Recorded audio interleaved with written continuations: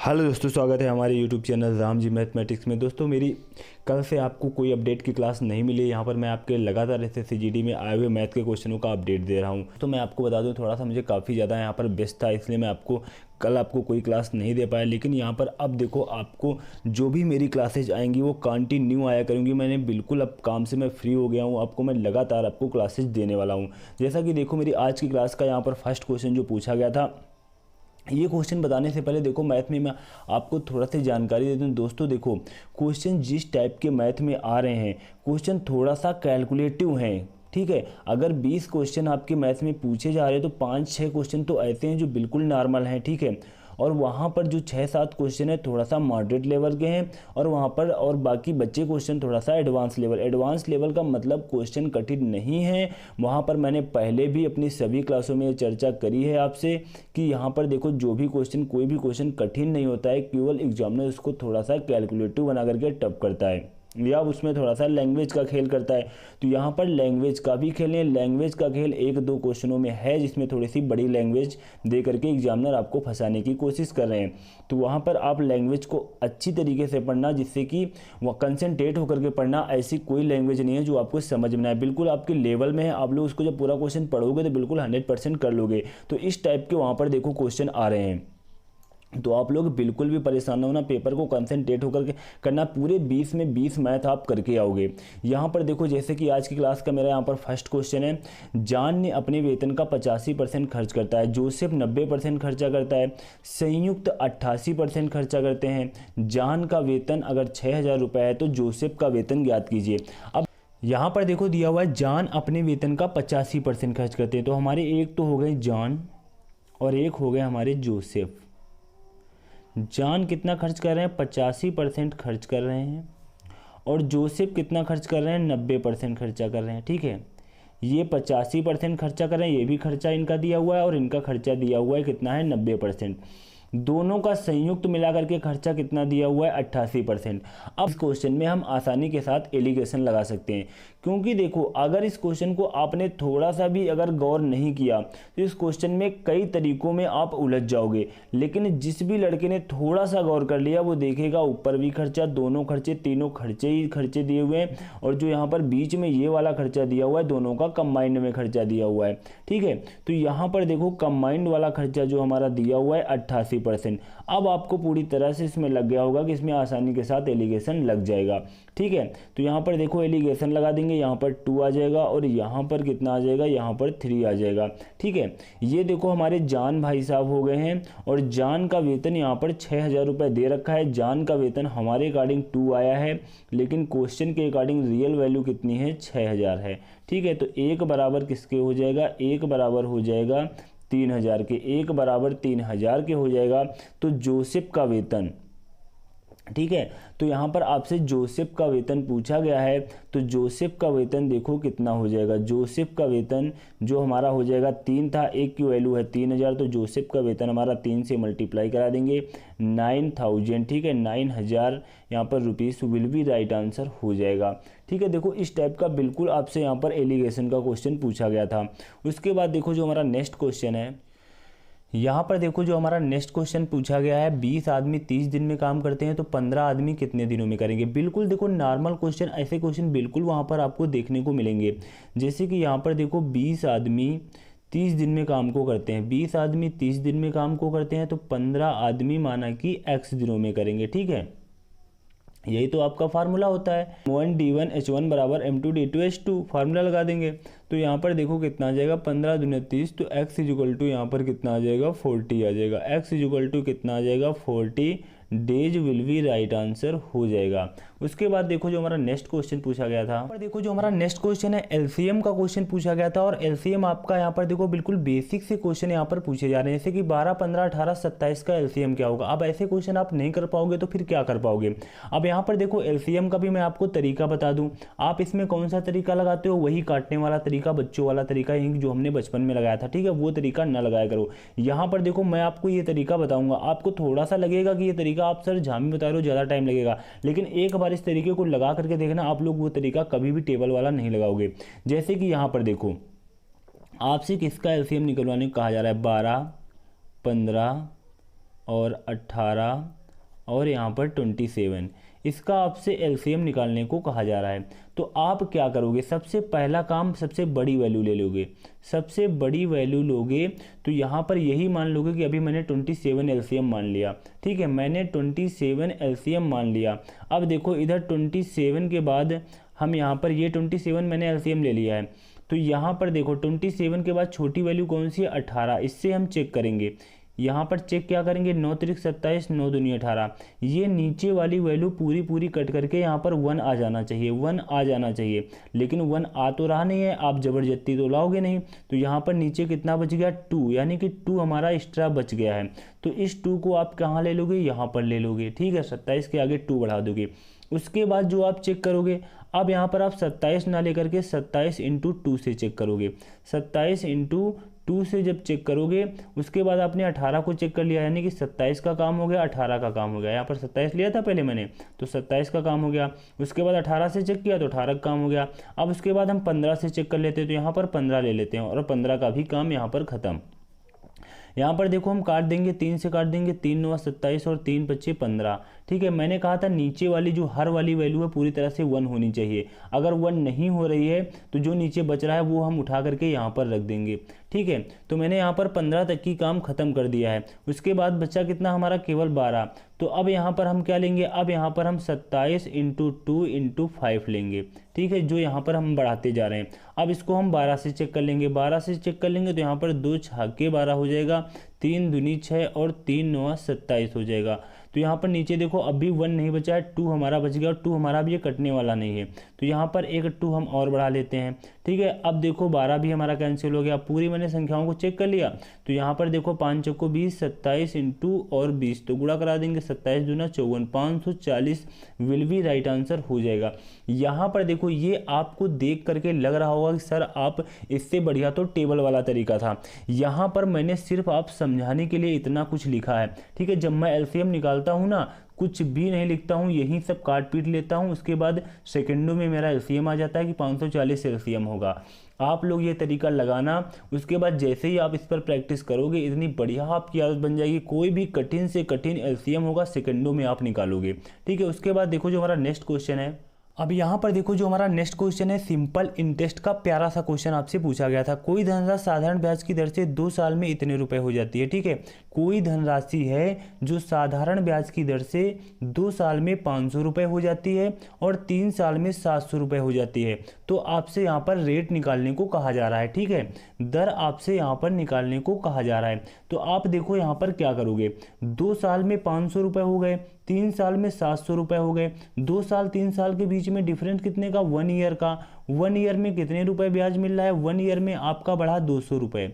1 year में आपका बढ़ा 200 रुपये। और यहाँ पर देखो 2 साल में 500 रुपये हो जाते हैं। कोई धन हमारा रहा होगा जो 2 साल में 500 रुपये हो गए, तो 2 साल का हमारा ब्याज, 1 ईयर का ब्याज हमारा 200 रुपये, तो 2 ईयर का हमारा ब्याज क्या हो जाएगा, 2 ईयर का ब्याज हमारा कितना हो जाएगा, 400 रुपये हो जाएगा। 2 ईयर का ब्याज हमारा कितना हो जाएगा, 400 रुपये हो जाएगा।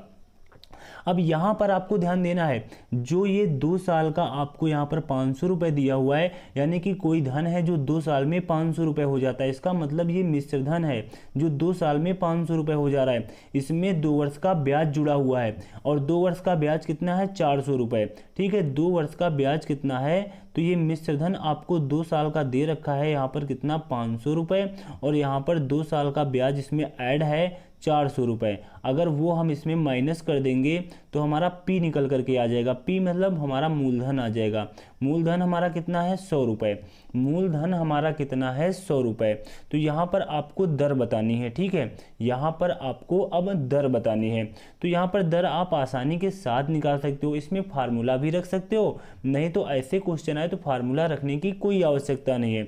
1 ईयर का आपको ब्याज पता होना चाहिए। 1 ईयर का आपको ब्याज पता है 200 रुपये, बटे आपको मूलधन पता होना चाहिए 100 रुपये, इंटू 100 कर दोगे, रेट आपकी चुटकी बजाते हुए निकल आएगी। ठीक है, 200%। 200% हमारी क्या हो गई, रेट हो गई। 200% हमारी क्या हो गई, रेट हो गई। यही हमारा क्या हो जाएगा, आंसर हो जाएगा।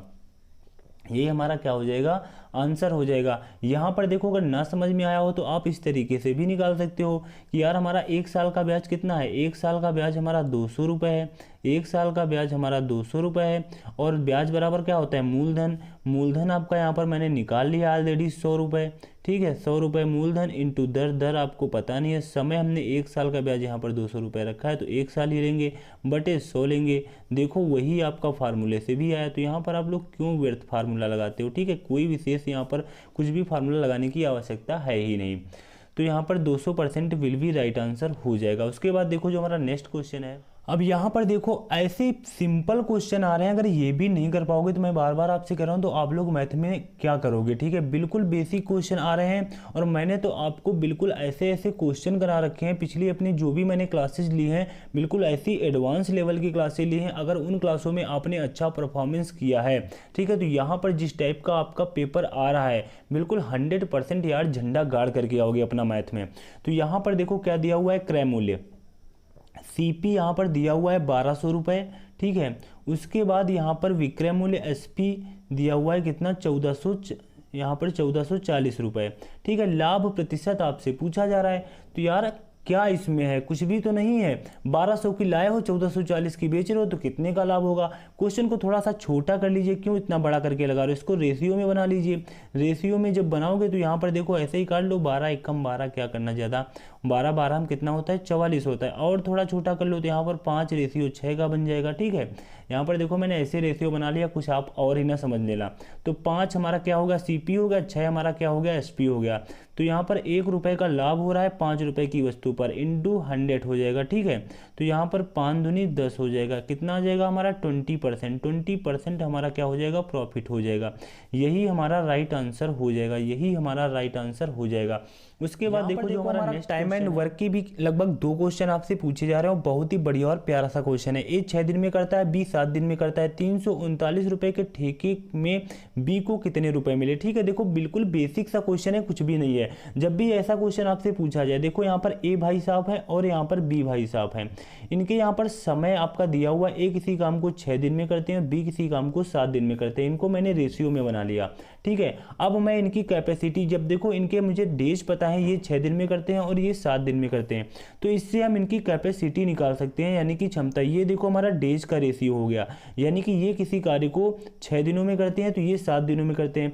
इससे हम इनकी कैपेसिटी निकाल सकते हैं, इनकी कैपेसिटी निकाल सकते हैं। कैपेसिटी कितनी हो जाएगी, इनकी जस्ट अपोजिट हो जाएगी। इनकी क्षमता 7 है और इनकी क्षमता कितनी है 6 है यहाँ पर। और जो हमारा इसमें देखो, जो हमें काम करने के बदले हमें रुपए मिलते हैं, रुपए हमारे यहाँ पर कैपेसिटी के हिसाब से मिलते हैं, ठीक है, डेज के हिसाब से नहीं मिलते हैं। यानी कि इनकी कैपेसिटी 7 है और इनकी कैपेसिटी 6 है, मतलब ये 7 कार्य कर रहे हैं तो ये 6 कार्य कर रहे हैं, तो इसी के अकॉर्डिंग हमारे ये रुपए बटेंगे। तो यहाँ पर 7 6 कितने हो जाएंगे 13, ठीक है। हमारे अकॉर्डिंग टोटल 13 रुपये हैं, क्वेश्चन के अकॉर्डिंग 390 रुपये हैं। 1 बराबर कितने के हो जाएगा 3 जीरो के हो जाएगा, 1 बराबर कितने के हो जाएगा 30 के हो जाएगा। तो यहाँ पर आपसे पूछा क्या जा रहा है, बी को कितने रुपए मिले, बी को हमारे अकॉर्डिंग 6 रुपये मिले हैं और 1 बराबर हमारा 30 के है। तो यहाँ पर हमारा आंसर कितना आ जाएगा 36 18, 180 रुपये विल बी राइट आंसर हो जाएगा। 180 rupees will be right answer हो जाएगा। उसके बाद देखो जो हमारा नेक्स्ट क्वेश्चन है, यहाँ पर देखो हमारा जो नेक्स्ट क्वेश्चन दिया हुआ है, क्वेश्चन नंबर 17, आय और बचत का अनुपात यहाँ पर दिया हुआ है, ठीक है। ये आपकी देखो आय हो गई और ये आपकी क्या हो गई बचत हो गई। इनका यहाँ पर अनुपात दिया हुआ है 7:3 दिया हुआ है, ठीक है। यदि बचत में 12% की वृद्धि, ठीक है, यदि बचत में 12% की वृद्धि, अब देखो यहाँ पर जब भी इस टाइप का क्वेश्चन है, आय और बचत का रेशियो दिया हो, इससे आप आसानी के साथ यहाँ पर अपनी तरफ से एक बढ़ा लेना खर्च। कुछ तुम्हारी आय होगी, अगर उसमें कुछ बचत कर रहे हो तो उसमें कुछ खर्च कर रहे होगे। जैसे कि आय अगर हमारी 7 रुपये है, ठीक है, आय हमारी 7 रुपये है, बचत हमारी 3 रुपये हो रही है, बचत हम 3 की कर रहे हैं, तो खर्च कितने का कर रहे हैं 4 की कर रहे हैं, ठीक है। यहाँ पर देखो जो हमारा क्वेश्चन दिया हुआ है, बचत में 12% की वृद्धि कर दे, खर्च में 8% की वृद्धि, तो बचत में प्रतिशत परिवर्तन। ये क्वेश्चन थोड़ा सा टाइपिंग मिस्टेक हो गया है यहाँ पर देखो, क्योंकि बचत में 12% की वृद्धि और बचत में ही प्रतिशत परिवर्तन पूछा जा रहा है, ठीक है। तो यहाँ पर आय में 12% की वृद्धि हुई है, ठीक है। यहाँ पर बचत के स्थान पर आप लोग क्या कर लेना आय कर लेना, ठीक है। बचत के स्थान पर क्या हो जाएगा आय। जैसे कि यहाँ पर देखो मैं लिख करके दिखा दूँ आपको, आय कितनी है आपकी, आय में 12% की वृद्धि हो रही है, ठीक है, आय में 12% की वृद्धि हो रही है। तो यहाँ पर देखो आय हमारी जैसे कि 7 है, 3 है, 400। यहाँ पर देखो थोड़ी सी आपको प्रॉब्लम होगी अगर आप आय में 12% की वृद्धि करोगे। 7 का 12% यहाँ पर निकालोगे, काफ़ी प्रॉब्लम होगी। तो यहाँ पर आप एक काम करना, यहाँ पर 700 कर लो, यहाँ पर 300 कर लो, यहाँ पर 400 कर लो। उसके बाद आप क्या करोगे, आय में 12% की अगर वृद्धि हुई है तो 700 का आप 12 सत्ते 84, ठीक है, प्लस यहाँ पर 84 आपकी आय बढ़ी है, ठीक है, 84 रुपये आपकी आय बढ़ी है। खर्च में 8% की वृद्धि कर रहे हैं।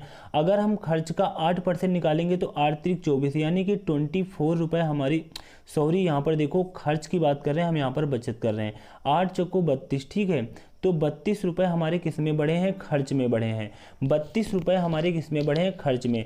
जैसे कि यहाँ पर देखो, आप देखो क्या करते हो ऐसे क्वेश्चनों में, आपसे कहा जाता है आय में 12% की वृद्धि, आप बड़ी अच्छी तरीके से निकालते हो। 700 का 12% कितना आया, 84 आया, इसको 784 लिखते हो।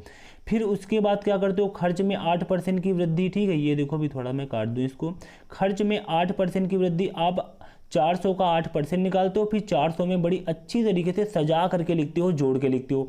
कुछ ये करने की आवश्यकता नहीं है। अरे मेरे दोस्त, जब आपकी आय 84 रुपये बढ़ी है, यहाँ पर अपना खर्च आपने जो पहले खर्च कर रहे थे उसमें 32 रुपये खर्च बढ़ा दिया है। इसका मतलब आपने 84 रुपये के जो आपकी आय बढ़ी हुई है उसमें 32 रुपये अपने खर्चा और बढ़ा दिए। तो इसका मतलब बचत यानी कि हमारे यहाँ पर 2 और यहाँ पर कितना बचा, 5, यानी कि 52 रुपये हमारी बचत में बढ़े होंगे, ठीक है, 52 रुपये हमारी बचत में बढ़े होंगे। तो बचत हमारी पहले कितनी थी, तो यहाँ पर बचत में प्रतिशत परिवर्तन ज्ञात कीजिए। तो बचत में प्रतिशत परिवर्तन ज्ञात करने के लिए आप क्या करोगे, 52 रुपये की वृद्धि हो रही है, 300 रुपये जिसमें से आपकी बचत थी इंटू 100। यहाँ पर आप 0 से 0 काट दोगे तो यहाँ पर कितना आ जाएगा, देखो 3 एकम 3 और यहाँ पर 2 बचा, तो यहाँ पर कितना आ जाएगा, 3 सत्ते 21 और 17 सही 1/3% विल बी राइट आंसर हो जाएगा। 17 सही 1/3% विल बी राइट आंसर हो जाएगा। उसके बाद देखो जो हमारा नेक्स्ट क्वेश्चन है, क्वेश्चन नंबर 18।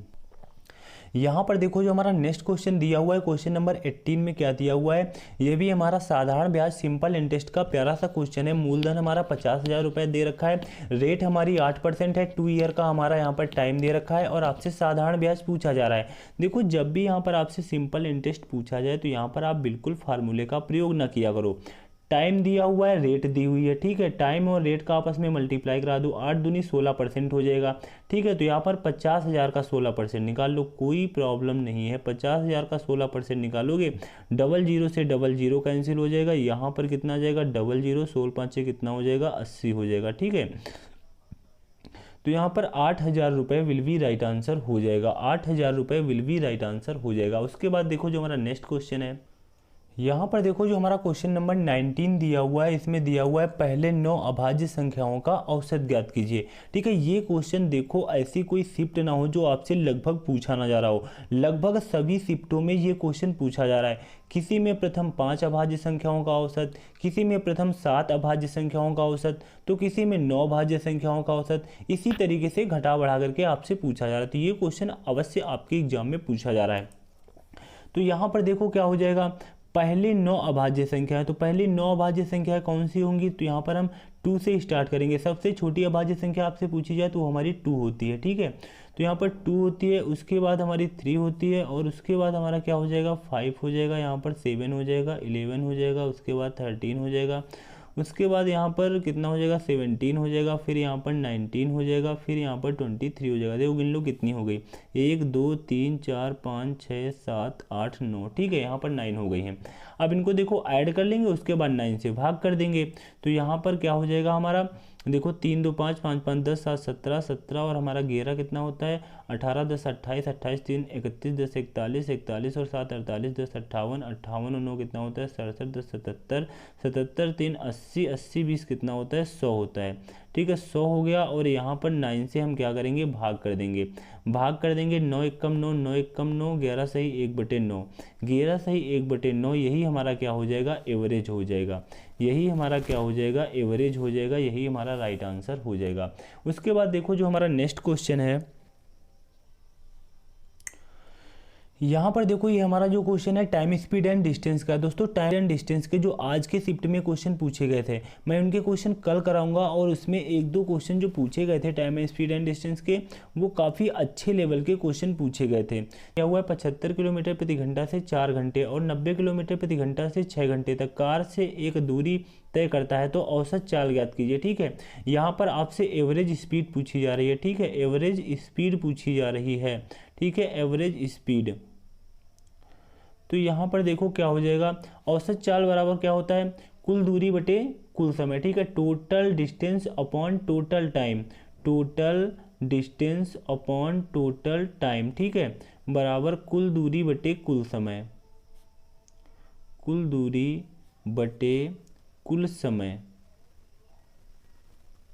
औसत चाल का यही हमारा फार्मूला होता है, बस ये फार्मूला रट लेना, आपका क्वेश्चन कभी गलत नहीं होगा। अब कुल दूरी आपको इसमें चाहिए, तो कुल दूरी निकालने के लिए आप क्या करोगे, 75 किलोमीटर प्रति घंटा की स्पीड से वो 4 घंटे तक चल रहा है कार से, तो 75 किलोमीटर प्रति घंटा, 1 घंटा में 75 किलोमीटर जा रहा है, तो 4 घंटे में कितना जाएगा, 75 दूना 150, 150 दूना कितना हो जाएगा, 300 हो जाएगा। ठीक है, उसके बाद देखो क्या कर रहा है, 90 किलोमीटर प्रति घंटा की चाल से 6 घंटे तक चल रहा है, तो 1 घंटा में 90 किलोमीटर, तो 6 घंटा में कितना, 6 9 कितना होता है, 54 होता है। ठीक है, 540 किलोमीटर जाएगा। और यहाँ पर टोटल टाइम हमारा कितना हो जाएगा, टोटल टाइम 4 घंटे पहले चला, उसके बाद 6 घंटे बाद में, तो यहाँ पर कितना हो जाएगा, 10 घंटे हो जाएगा। तो यहाँ पर देखो 5 3 8 और 840 यहाँ पर किलोमीटर डिस्टेंस हो गई, और 10 यहाँ पर हावर्स टाइम हो गया, 0 से 0 कैंसिल हो गया, तो यहाँ पर कितना आ गया, 84। ये हमारी क्या आ गई, एवरेज स्पीड 84 किलोमीटर प्रति घंटा। 84 किलोमीटर प्रति घंटा, यही हमारा क्या हो जाएगा, राइट आंसर हो जाएगा। तो मेरी आज की क्लास का ये लास्ट क्वेश्चन था, और आज के क्वेश्चन के जो भी यहाँ पर आज की शिफ्ट में जो भी यहाँ पर क्वेश्चन आए हुए थे, मैंने उनका डाटा प्राप्त कर लिया। उसके बाद कल मैं उनका सॉल्यूशन कल मैं आपको उनका सॉल्यूशन कराने वाला हूँ। आज के क्वेश्चन जो लगभग 1-2 क्वेश्चन थे, वहाँ पर काफ़ी थोड़ा सा वहाँ पर हार्ड लेवल के वो क्वेश्चन थे, नहीं तो ऐसे कोई क्वेश्चन नहीं आ रहे हैं अभी तक शिफ्ट में जो आपके क्वेश्चन में बहुत ही हार्ड लग रहे हों। और उसके बाद रीजनिंग का लेवल भी वहाँ पर बहुत अच्छा रहा। रीजनिंग का ऐसा कोई लेवल है यहाँ पर, देखो कल मैं आपकी रीजनिंग की क्लास भी लेकर के आऊँगा, क्योंकि अभी तक मैं आपको केवल यहाँ पर मैथ का ही एनालिसिस करा था। और रीजनिंग की यहाँ पर देखो, मैं आप लोग बिल्कुल घबराने की कोई आवश्यकता नहीं है। कल मैं देखो आपको थोड़ा, क्योंकि यहाँ पर अब मैं बिल्कुल फ्री हो चुका हूँ, उसके बाद कल मैं आपकी रीजनिंग की भी क्लास लेकर के आऊँगा, बिल्कुल सटीक क्वेश्चन जो आपकी रीजनिंग में बिल्कुल जिस लेवल के पूछे जा रहे हैं। उसके बाद कल मैं आपकी हिंदी के भी यहाँ पर, हिंदी के बारे में देखो मैं हिंदी के बारे में आपको बताऊँगा। हिंदी के कोई क्वेश्चन लेकर के नहीं आऊँगा, हिंदी के बारे में ही बताऊँगा, हिंदी में किस टाइप के क्वेश्चन आ रहे हैं, कैसे क्वेश्चन आ रहे हैं। ठीक है, बिल्कुल सटीक जानकारी आपको दूंगा, क्योंकि देखो मैं यहाँ पर जिस प्रकार की जानकारी दूँ, और आप जब एग्जाम देने जाओगे तो वहाँ पर आप मेरी बातों को वाकई में याद करो। सर ने कुछ कहा था, वाकई में उसी टाइप का पेपर आया है, नहीं मैं यहाँ पर कुछ और बताऊँ, वहाँ पर कुछ और हो रहा है, तो उसका फायदा क्या। ठीक है, तो मैं यहाँ पर बिल्कुल आपको सटीक जानकारी देने वाला हूँ। और कल मैं आपको बता दूँ, आपके लिए मैं जीएस के भी क्वेश्चन लेकर के आने वाला हूँ, करूँगा उसका एक वीडियो लाऊंगा, क्योंकि वहाँ पर मैं आपकी अब प्रॉपर मैथ रीजनिंग की क्लास है, जो सभी क्लासेज जब चलने वाली हैं, क्योंकि मैं अब टाइम से पूरी तरह से फ्री हो चुका हूँ। उसके बाद मैं आपको टोटल यहाँ पर सभी प्रकार की ऐसी क्लासेज देने वाला हूँ, ऐसा कंटेंट देने वाला हूँ। ठीक है, जो आप लोग पेड कोर्स में हज़ारों रुपये दे करके परचेज करते हो, मैं आपको यहाँ पर ही देने वाला हूँ, यूट्यूब पर ही देने वाला हूँ, बिल्कुल फ्री ऑफ कॉस्ट देने वाला हूँ। तो दोस्तों अभी तक अगर हमारे YouTube channel Ram ji mathematics को सब्सक्राइब नहीं किया तो यार सब्सक्राइब कर लेना, बेल आइकन पे ऑल पे जाकर के प्रेस कर लेना, जिससे कि मैं कोई अपनी नई वीडियो अपलोड करूँ उसकी नोटिफिकेशन आपको तुरंत मिल सके। Thanks to all of you.